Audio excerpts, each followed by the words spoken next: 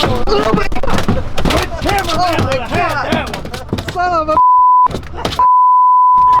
Yeah. You're hearing about carp jumping in boats all the time. I mean, this was like 2 miles an hour. About 3 seconds into the run that we're supposed to make, and carp jumps into the boat. So I think that's just propaganda carp right there. That's crazy.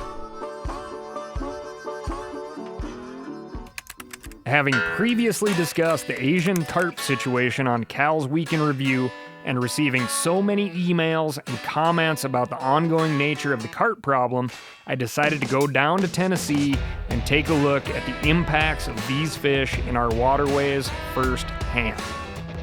One of my first stops was North American Caviar, a commercial processing facility that originally specialized in paddlefish or spoonbill roe.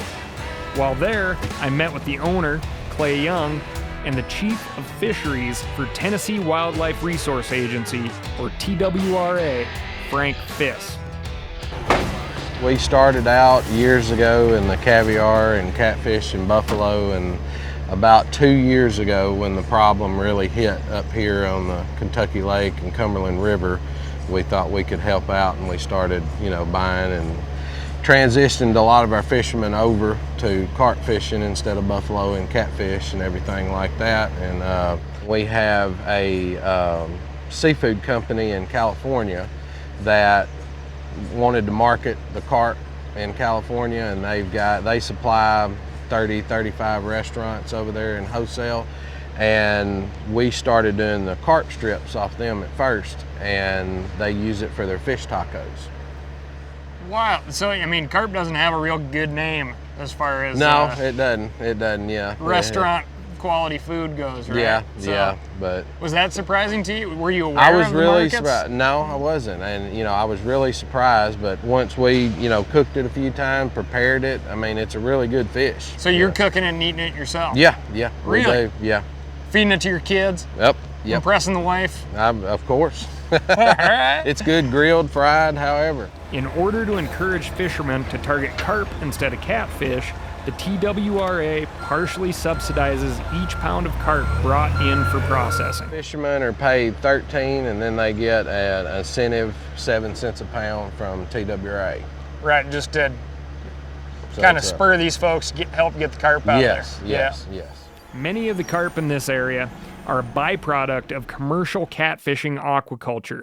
As filter feeders, they help with algae blooms, but those that have escaped from fish farms have reproduced in prolific numbers, creating the need for swift, multi-agency, multi-state responses. You work on carp. Our number one problem is carp right now. 4 years ago, we were measuring landings of Asian carp into tens of thousands, and now we're talking about millions. When I talk about a control plan for Asian carp, it's not Tennessee's plan. It's a river-wide plan that includes the states of Kentucky, Mississippi, and Alabama. We've been working together for years, talking about how do we control these carp and make sure they don't move any further and limit the damage they're causing where they are. The reason that we're trying to get rid of carp is really two reasons. We've got fisheries that we're concerned about that are at risk, and we've got boating safety at risk. The lower we can keep the number in Kentucky Lake, the less potential impacts for the fisheries and the boating, and the less likelihood that they're going to go upstream. They can eat these things. Yeah. And these guys say the meat is actually phenomenal, and everybody kind of says it in a sheepish way in here, like, you know what, I actually like it better than catfish, which I was shocked about. We've probably served hundreds of pounds of it at this point over the years for different events, just to show people how tasty it is, and it's good. Although carp were once seen as a food fish in America, now you most commonly hear carp in conjunction with the phrase trash fish. In fact, carp have such a strong negative association with the general fishing public that the mere presence of carp in a fishery has been a factor in decreased sales of fishing licenses, particularly in the state of Tennessee. My friend and fixer for this trip, Johnny Allred, was kind enough to introduce me to Dennis Redden, a longtime guide who now makes a darn good living offering bow fishing trips for Asian carp. we hit the water so I could get an idea of the changing recreational landscape as well as just how many carp are in these waters. All right, Dennis, like 3 things to remember. Keep it simple for me. Everybody misses shooting over them. You hardly ever miss shooting under them. The refraction of light makes them look higher in the column than they are. If I say it once, I'll say it 50 times a night. You shot over him, you shot over him. And daytime's no different, you know. You shot over him. There's one, see him? Right over him. Oh, now you can say it. Yeah. Ooh, it's close.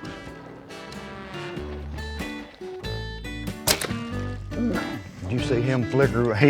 You was in the ballpark on him. Same zip code anyway.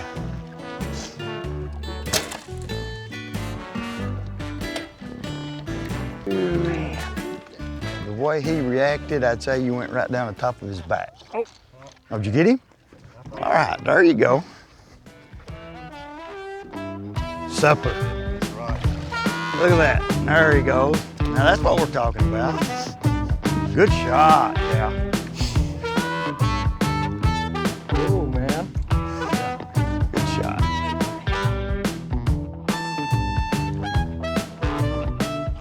I mean, he's center patched down.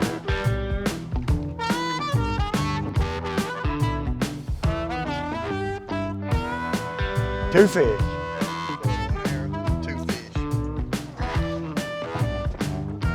That's pretty good, Cal. And have you taken to eating any of the carp? Oh yeah, we eat them all the time. I got a fillet board down there and a knife, and when we get ready for fish, after you get that red layer that's right under his skin off, you can throw him in your drink box. There won't be no fish smell, No way. nothing.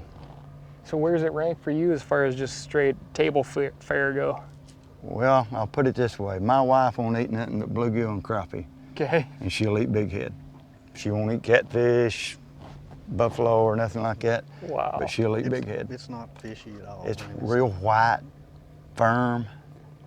And you get a big fillet out of it. You get a big piece of meat. They say if they all come to the top, you can nearly walk across this lake. Yeah, on them. you could. You're If they kidding just me. float to the top, you can just walk across the water. But do you see like a lot of folks that regard the carp as a sign of bad fishing as far as? You have those people that say that, but people are changing their style of fishing.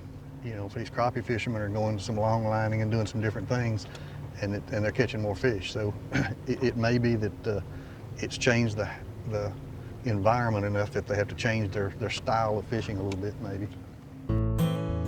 The next morning, I met with Tony Big T Shepherd.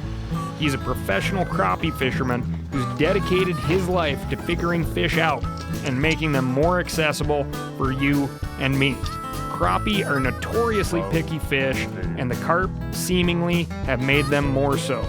Tony shared some insights on how carp have changed the game for sports fishermen in this area. Check that guy out. Monster.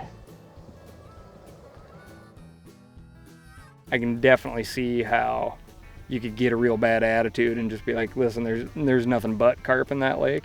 The best way to explain what I think is going on is just like the carp are above the crappie, and when they spook, the crappie knows something's wrong. No different than being in the deer woods. Deer blows, squirrels start barking, everything knows something happened. You know what I'm saying?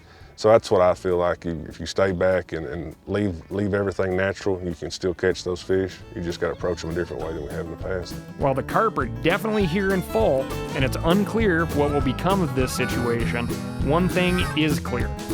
Sportsmen and women have ample opportunities for fishing in this area, but it just might be up to us to adapt, like the fish, to our ever-changing surroundings. As if flying carp and learning to bow fish weren't enough, my trip wouldn't be complete without trying my hand at an unusual method of fishing known as noodling, grabbing, boxing, or hogging. Flathead catfish is a popular and fun game fish to catch, but it's quite a bit more popular as table fare throughout the country. I always tell people this is the dumbest thing that I do for fun. because you know, every other year I get a broken finger or something. Basically, I've got boxes sunk. You can check natural spots like under boat ramps and in like crevices and rocks and things. But what we're doing is we're going to be looking at boxes in fairly, you know, deep water, like neck deep. When it comes time to something grabbing your hand, what do you have to grab onto? When your hand goes in, he thinks that's another catfish, and so he'll grab you. And when he does, if you pull down his bottom lip on a flathead, this is what we're going to be after. On flatheads, his bottom lip is almost like the handle of a suitcase. It's got a big bone runs across, and you can grip onto it. I went down there yesterday and ran through some of them, and there was one home, so I left him alone for you, and maybe he'll still be there when we get there. All right, man. Well, I'm excited. All right. Go swimming. Let's go.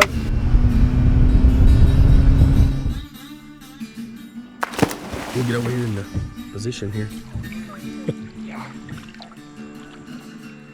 So you'll walk right into it, but what I would do is when I get close, I'll get over there to the side of it and I'll find it with my feet, and then I'll point to you, and when you go down, I'll go down with you. Okay. Okay?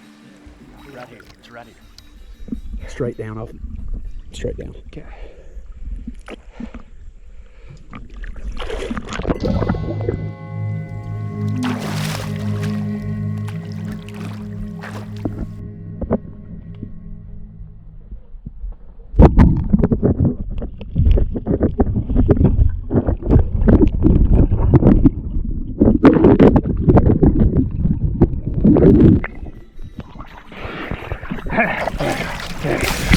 All right.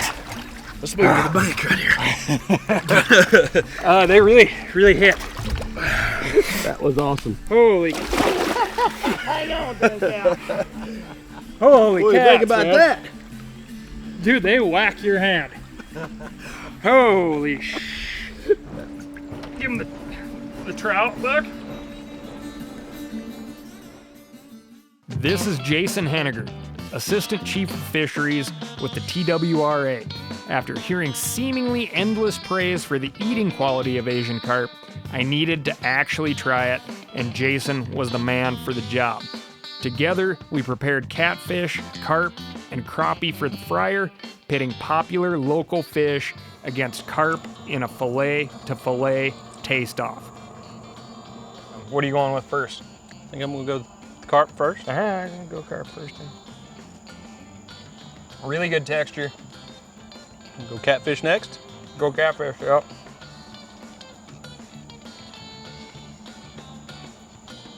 This is A little more. equal on the moisture level on the Yep. on the carp.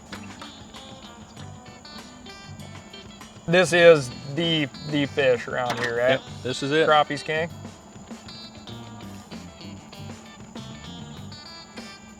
I think I'm going catfish, carp, crappie. I'll probably go the other way with crappie, carp, and catfish. So Yep. it's right there in that. Right in the middle? It's right in the middle of the two, probably most eaten throughout Tennessee and throughout the South. For the price and the taste, I'd go with carp all day long. There's a whole lot of carp down here, offering people of almost any means a lot of opportunity. And as it happens, they're pretty darn good to eat too. You can bow fish for them, snag them, net them, or just wait until they jump into your boat. But whatever you do, don't let them go, unless it's into a fryer.